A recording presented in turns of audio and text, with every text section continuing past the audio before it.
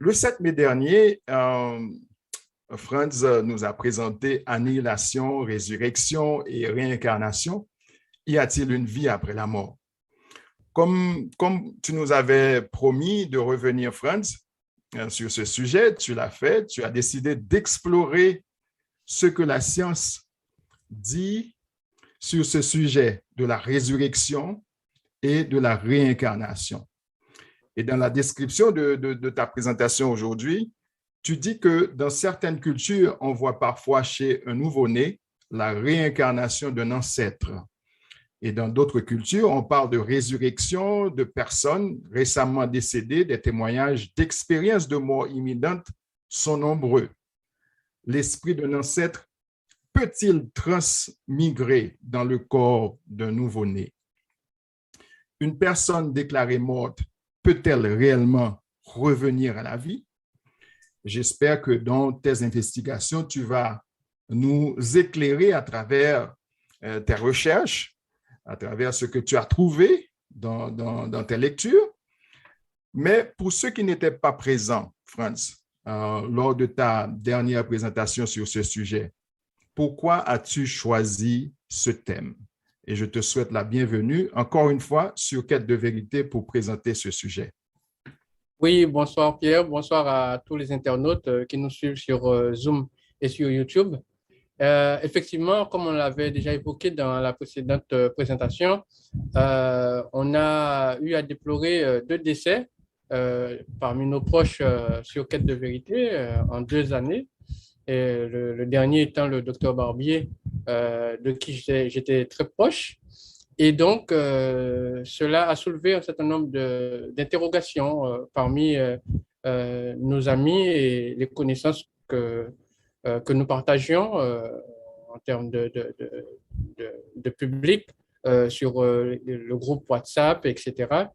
Et donc, il m'a paru nécessaire de faire un petit point sur cette question parce qu'il y a pas mal d'espérances concernant cette notion de vie après la mort. Et comme c'est un sujet qui m'avait beaucoup passionné aussi, sur lequel j'avais fait un certain nombre de recherches et des conclusions que je n'avais jamais portées à la connaissance du public. Et c'est pour ça que j'avais décidé de traiter ce sujet-là.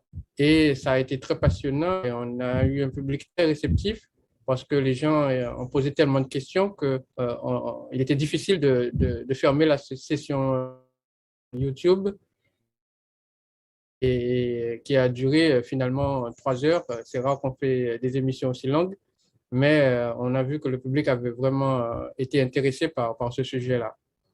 Alors, réincarnation, résurrection, qu'en dit vraiment la science? Je referai le même disclaimer que la dernière fois, hein. Ce n'est pas une étude biblique ni une étude coranique. Donc, on va analyser les récits, les témoignages, et on fera parler des experts, des scientifiques, des psychiatres, pour nous éclairer sur les différents phénomènes que l'on peut observer. Donc, petit rappel, lors de la dernière édition, nous avions vu l'origine de la vie. Nous avions aussi abordé la philosophie de la vie après la mort. On a fait aussi une étude sociologique de la réincarnation chez les bouddhistes. Et on avait aussi étudié la réincarnation du point de vue du judaïsme, du christianisme et de l'islam. Et on a aussi vu le concept de la vie après la mort, comment est-ce que c'est né. Et on a étudié les civilisations qui ont traité de ce concept. On avait conclu qu'il se situait sur une certaine latitude et qu'ils avaient un certain nombre de conditions qui leur ont permis de traiter de ce sujet. Et aussi, on a vu aussi que c'était des civilisations qui étaient à la science parce qu'ils connaissaient les astres, ils avaient un calendrier lunaire, solaire, pardon, ou lunisolaire. Donc, ils avaient une certaine précision de tout ce qui est rotation de la Terre autour du Soleil, etc.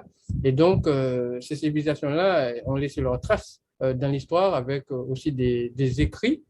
Et donc, on a vu les autres peuples qui n'avaient pas ce haut niveau de technicité, n'avaient pas abordé cette notion de la vie après la mort et ont donc récupéré ces notions-là et les ont intégrées dans leur philosophie et leur courant de pensée.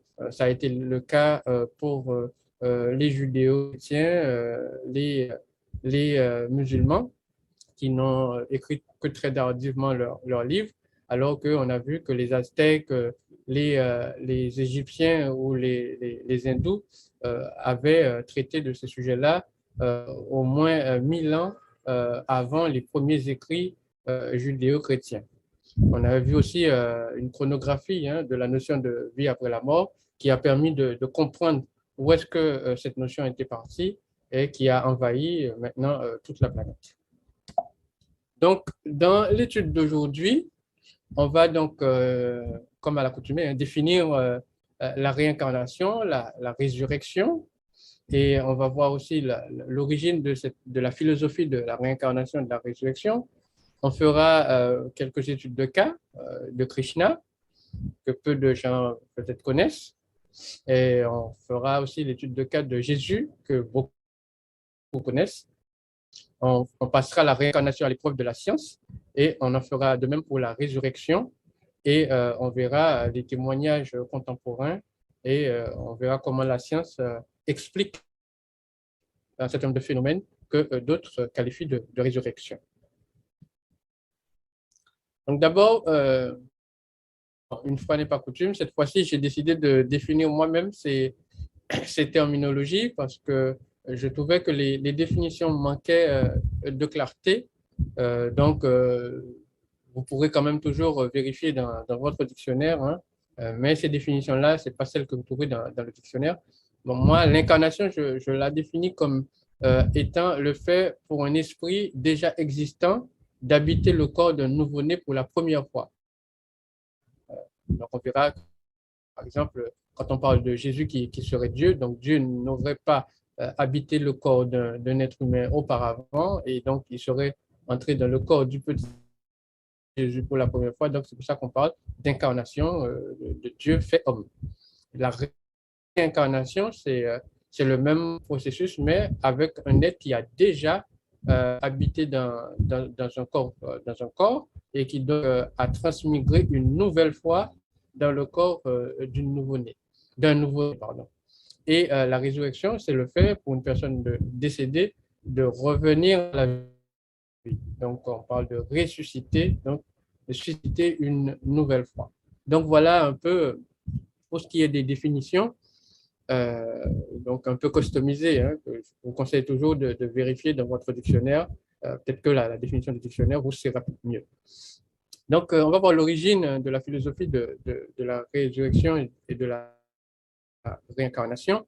Comme on l'avait vu la première fois, on ne va pas changer. Hein. La première cosmogonie à avoir parlé de la résurrection, c'est la cosmogonie égyptienne et on trouve dans la pyramide de Ounas ou aussi dans le livre des morts. Et ce sont des philosophies qui datent de plus de 4500 ans et donc qui sont démontrées et donc qui sont abordées dans les écrits égyptiens. Et comme on l'avait vu la dernière fois, ces philosophies, après, on les a retrouvées chez des peuples qui soit les ont découvertes un peu plus tard ou les Égyptiens ont amené ces notions-là dans d'autres endroits de la planète avec en même temps des connaissances scientifiques extrêmement poussées comme la médecine, l'astrologie, l'astronomie et beaucoup d'autres sciences, les mathématiques, etc. On va donc maintenant faire des études de cas. Les Indiens, ils croient en la réincarnation. Et pour eux, Krishna est la 8e incarnation de Vishnu, hein, qui est leur Dieu. Pour ceux qui ne connaissent pas Krishna, on va rappeler caractéristiques de cette divinité. C'est une divinité qui a été miraculeusement conçue et donc est aussi née d'une vierge et qui avait un père qui était charpentier. Et sa naissance avait été suivie par des anges et des hommes sages lui ont apporté des cadeaux. Il a été persécuté, donc le roi de l'époque, craignant que Krishna ne prenne le pouvoir à sa place, il avait ordonné le massacre des enfants de moins de 2 ans pour inclure Krishna dans ce lot, et ses parents avaient fui, et ce qui a permis de sauver la vie de Krishna. Et Krishna a aussi fait pas mal de miracles, comme la guérison des lépreux et aussi la résurrection des morts. Et dans certains versets de la Rig Veda, Krishna est appelé le berger, le seigneur des seigneurs, le rédempteur, etc. Vous verrez certainement un certain nombre de similitudes par rapport à l'histoire qui nous est rapportée Jésus dans le christianisme. C'est quelques points. Si vous allez étudier l'histoire de Krishna, vous serez sûr de voir la quantité de ressemblances qu'il y a entre ces deux histoires. Et on peut aussi voir un certain nombre de ressemblances aussi avec l'histoire d'Osiris qu'on avait élucidée lors de la présentation qu'il y a 10 semaines. Concernant Jésus, bon, j'ai mis 2 images. Ceux qui sont habitués avec le Christ blanc, j'ai mis le Jésus blanc. Pour ceux qui aimeraient un Jésus blanc, je vous ai mis l'image d'un Camerounais qui s'appelle Jésus-Christ Baoulé. Peut-être que certains ne savent pas, mais au Cameroun, il y a une nation. Il dit être la réincarnation de Jésus. Et donc, il a des disciples, etc. Il a été emprisonné récemment, et puis libéré. Et donc, il s'appelle Jésus-Christ Baoulé. Donc, vous pourrez le chercher sur Internet. Et donc, pour ceux qui aimeraient avoir un visage noir de Jésus-Christ, vous avez donc un vivant. Donc, certains chrétiens croient que Jésus est l'incarnation de Dieu. Ils se basent sur Jean 1:1 et d'autres versets bibliques. Donc, Dieu se serait donc transmigré dans le corps d'un homme, en l'occurrence Jésus, et Jésus aurait été révélé par Dieu le Père. C'est assez compliqué, mais il faut l'accepter tel quel. Même s'il est Dieu, il aurait donc été ressuscité par Dieu, donc probablement par lui-même, selon Matthieu 28, verset 6. Et la Bible, il y avait la notion de la réincarnation dans la Bible qui a été supprimée au fil du temps. Et il en reste quelques traces. Par exemple, en Jean 1, verset 21, la foule a demandé à Jésus, est-ce qu'il était Élie? Donc, autrement dit, est-ce qu'il était la réincarnation d'Élie? Parce que tous, ils savaient que Élie était déjà mort. Et Jésus est bien vivant devant eux. Donc, on lui demandait est-ce qu'il était Élie? Est-ce qu'il était la réincarnation du prophète Élie? Et Jésus n'a pas dit que la réincarnation n'existe pas. Il a juste répondu qu'il n'est point Élie. Et Jésus aurait aussi ressuscité des morts. Exemple, Lazare, qu'on peut trouver dans Jean 11, verset 1. Donc voilà pour les 2 cas que je voulais étudier, qui font partie de l'Antiquité, hein, très, très, très ancienne. Et évidemment, on pourrait en citer, mais le but est plutôt de se focaliser sur des récits contemporains et de voir ce qu'en dit la science. Concernant la réincarnation, on a un cas qui est assez troublant, qui a été décrit dans le Paris Match, qui est un magazine français. C'est celui de Chotou, hein, qui a prétendu être la réincarnation de Rohit. Donc, c'est un petit garçon qui était mort à l'âge de 13 ans. Et il ne cessait de demander à ses parents de l'amener chez le garçon qu'il était censé réincarner. Et à force d'insister, les parents l'ont amené et il a rencontré les professeurs du garçon qui était décédé et il les a tous reconnus. Et ces professeurs-là lui ont posé des questions assez compliquées et qu'il était difficile pour quelqu'un qui n'aurait pas été le défunt de connaître. Et il a répondu, selon le récit, à toutes ces questions-là sans se tromper. Et donc, c'est une histoire qui avait effrayé la chronique en Inde à tel point que cela est passé au journal et télévisé et la presse s'est emparée de cette histoire. Et donc, c'est une histoire quand même qui est assez déconcertante. Et on peut se demander, est-ce que c'est vrai ou est-ce que c'est faux? Et donc, on voit que ce n'est pas une histoire aussi farfelue que ça. Ce n'est pas la première fois que ça arrive, ni en Inde, ni en Europe. Il y a beaucoup d'autres pays contemporains où on a des cas ou de personnes qui se disent être la réincarnation d'une personne décédée et qui sont capables de relater l'histoire et avec des informations que seule cette personne serait en mesure de connaître et la nouvelle personne serait capable de donner toutes ces informations-là. Et c'est pour cela que des scientifiques se sont penchés sur cette question. On a donc un des spécialistes qui est Ian Stevenson, pardon, dont on voit la photo en haut à droite, qui est un psychiatre qui a étudié plus de 1000 cas de transmigration, donc de réincarnation, et il a consigné ces 20 des plus probants dans un livre qui est affiché à gauche. Vous pourrez lire, et il a aussi écrit un livre sur la réincarnation et la biologie, donc pour explorer les possibilités scientifiques de la réincarnation.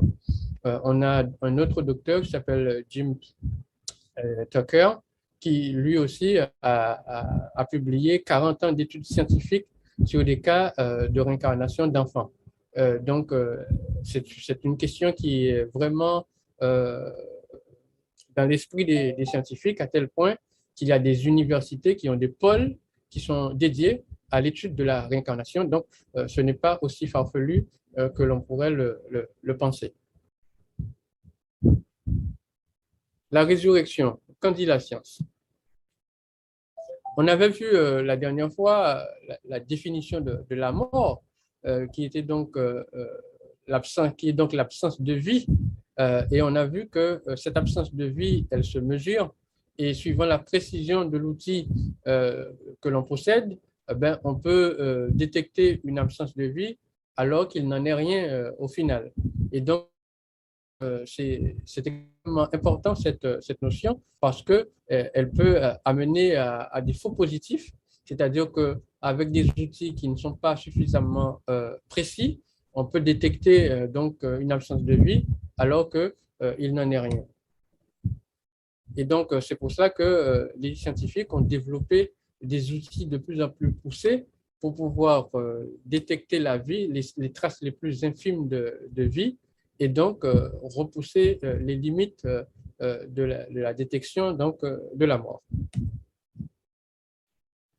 Avant d'aller sur ce terrain, on va parler de la frontière entre la vie et la mort, qui sont ce qu'on appelle les EMI, les expériences de mort imminente. Il faut savoir que lorsque quelqu'un a eu un accident ou est en état de mort cérébrale ou des situations extrêmement compliquées, eh bien, cette personne-là, elle fait ce qu'on appelle en médecine une expérience de mort imminente où elle doit quitter son corps, où elle a une conscience de ce qui se passe autour d'elle, où elle a des émotions positives, qu'elle est consciente qu'elle est morte et que son corps, c'est fini, qu'il n'y a plus de vie dans le corps, et que ces personnes-là ne sont pas vraiment mortes. À un moment donné, elles ont l'impression que l'esprit rentre à nouveau dans le corps.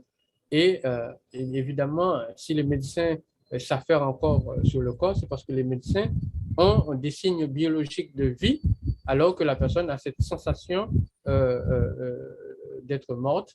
Et donc, ce sont des situations sur lesquelles les scientifiques travaillent toujours.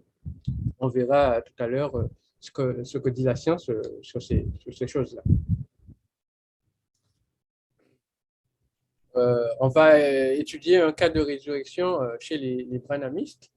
Peut-être que beaucoup ne connaissent pas William Marion Branham. C'était un pasteur évangélique qui a été très influent, qui a développé l'idée que Jésus étant le même hier, aujourd'hui et éternellement, ainsi que Dieu. Donc, si Jésus a pu faire des miracles et ressusciter des morts, et qu'il avait dit à ses disciples d'aller partout sur toute la planète et de ressusciter les morts, et donc lui aussi, il pouvait en faire de même.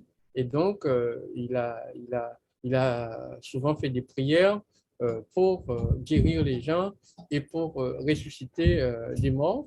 Et on peut voir un de ces PDF, un des PDF du mouvement qui est toujours actif.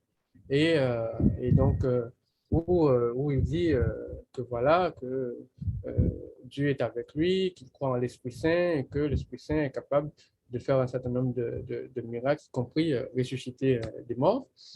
Et on a l'exemple d'une résurrection qu'il aurait opérée. C'est un enfant à la suite d'un accident. Le pouls de l'enfant ne battait plus. Et après une prière, le pouls de l'enfant s'est mis à battre à nouveau et il a décidé que c'était une résurrection, que l'enfant était mort et qu'il est ressuscité. Donc, on verra après l'analyse scientifique de ces genres de situations et comment on peut interpréter ces situations à la lumière de la science.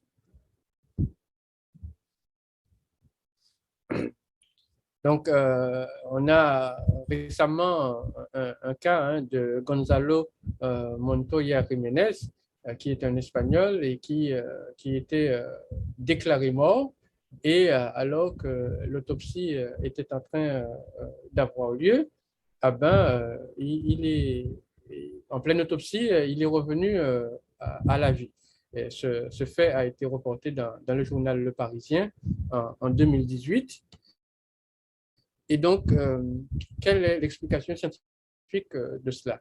Évidemment, vous imaginez, si ce monsieur vivait dans un environnement de croyants, on aurait dit que voilà, X ou Y avait fait d'intenses prières qui l'ont ramené à la vie, mais malheureusement, il n'était pas issu d'une famille de croyants.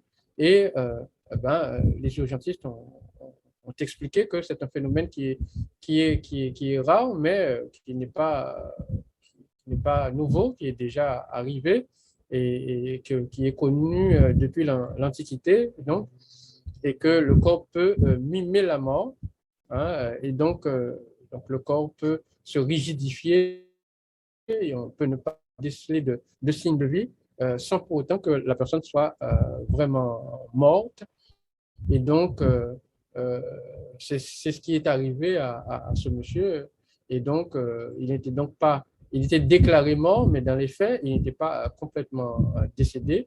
Et donc, il n'est pas revenu à la vie. Les fonctions qui étaient latentes se sont juste mises à refonctionner en pleine possession de leur capacité.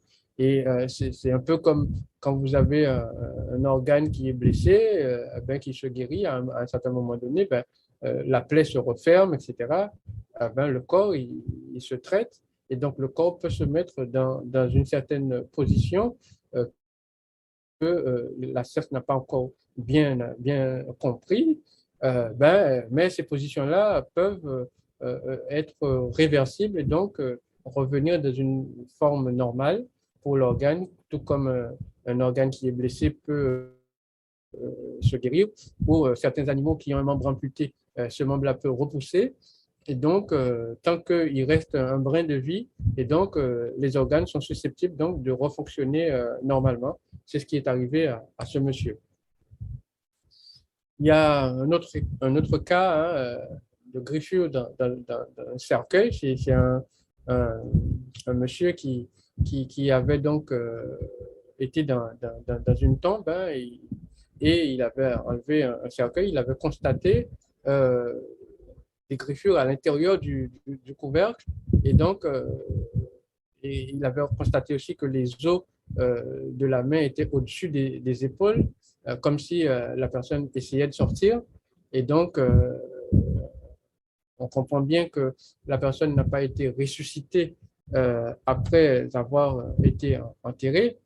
L'explication scientifique, c'est que lorsqu'on administre, par exemple, beaucoup de médicaments à un patient, la personne peut tomber dans un coma. Et comme cet événement est arrivé au siècle dernier, inutile de vous dire que les, les, les, les instruments qui permettaient de détecter la vie n'étaient pas extrêmement performants. Donc, cette personne a été déclarée morte et elle a donc été enterrée en bonne et due forme. Et donc, à un moment donné, lorsque cette personne-là s'est réveillée de son coma, et donc elle n'a pas pu sortir parce qu'elle était dans un cercueil. Donc, elle a eu une fin tragique, mais qui s'explique par des données scientifiques. Voilà. Il y a aussi la résurrection dans le vaudou haïtien. Beaucoup d'Haïtiens connaissent le procédé de la zombification, qui consiste donc à donc, intoxiquer une personne de façon à ce que son rythme métabolique se ralentisse à tel point qu'il est indétectable. Et là, cette personne-là est donc déclarée morte. Et une fois qu'elle est enterrée, et donc les personnes qui sont responsables de cette mort peuvent donc aller dans le cimetière et extraire le cercueil parce que cette personne-là n'est pas vraiment morte parce qu'ils l'ont intoxiquée avec une toxine, une toxine qui agit sur le cerveau, qui s'appelle le tétrodotoxine, qui vient d'une espèce de poisson que nos ancêtres en Haïti, dont nos ancêtres en Haïti connaissaient la posologie, le dosage, etc. Donc, c'est un élément qui est tout à fait scientifique et donc qui savait qu'en dosant avec tel dosage, la personne reviendrait à elle au bout d'un certain nombre d'heures et donc pouvait aller récupérer cette personne-là dans le cercueil. Donc, on voit bien jusque-là que ce n'est pas vraiment une résurrection parce que cette personne-là n'est pas vraiment morte, mais c'est que son rythme métabolique a été ralenti à sa plus simple expression. Et évidemment, si le dosage est mal fait, cette personne-là peut mourir, mais les experts savent comment doser ce poison-là pour qu'il n'y ait pas mort, pour qu'il puisse avoir un retour à la vie après ce triste événement. Pour finir, on va aborder la cryogénisation. Est-ce un espoir pour le futur? La cryogénisation, c'est quoi? C'est le fait de congeler un être qui est récemment décédé avec l'espoir que la science parviendra à réanimer le corps et donc pour que cette personne-là revienne à la vie. Il se base sur le fait que les spermatozoïdes qui sont congelés peuvent vivre pendant des années et être remis dans une situation qui permet donc de les rendre fécondables. Et donc, ils se basent sur ça, mais les scientifiques, ils disent que une fois que la personne est fécondée, est cryogénisée, et il y a donc des cristaux qui se forment et donc qui ne devraient pas permettre un retour en arrière du processus de la cryogénisation. On voit que c'est plutôt des industriels qui, qui, qui sautent sur ce procédé pour faire de l'argent, parce que ce sont des gens qui sont extrêmement riches, qui peuvent se payer la cryogénisation parce que leurs corps sont entreposés dans des fûts qui sont conservés avec de l'azote, donc dans des conditions extrêmement compliquées pour une personne lambda. Et donc, ces personnes-là donc, ont donc investi des sommes colossales pour que leur corps reste conservé, en espérant qu'un jour, la science pourra donc les, faire revenir à la vie.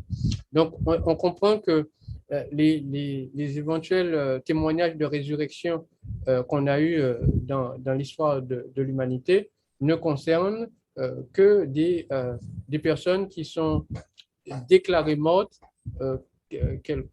et qui sont revenues à la vie quelques heures après. On n'a aucun témoignage de personnes qui ont été noyées plusieurs jours et qui seraient revenues à la vie, ni de personnes qui auraient été écrasées par une voiture qui serait revenue à la vie, ni de personnes dont le corps serait en état de décomposition avancée qui seraient revenus à la vie. Les seuls témoignages qu'on a sont dans les mythes que l'on peut trouver dans des écritures comme les textes qui sont attribués à Krishna ou à Jésus, etc.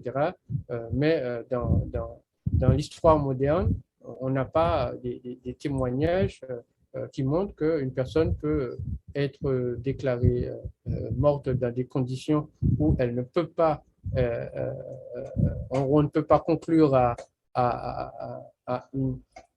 juste à une absence de, enfin, une potentielle difficulté à détecter les signes de vie, mais qui serait vraiment une vraie mort, comme je l'ai dit, comme une noyade ou être écrasé par une voiture ou être mort dans une explosion ou des choses comme ça. Aucun pasteur, tous les pasteurs qui prétendent avoir la foi, avoir l'Esprit Saint, ils n'ont jamais ramené à la vie des personnes qui sont mortes dans des circonstances comme ça. Et donc, pour l'instant, la science nous dit que, à l'état actuel des connaissances, que ces choses-là ne sont pas possibles.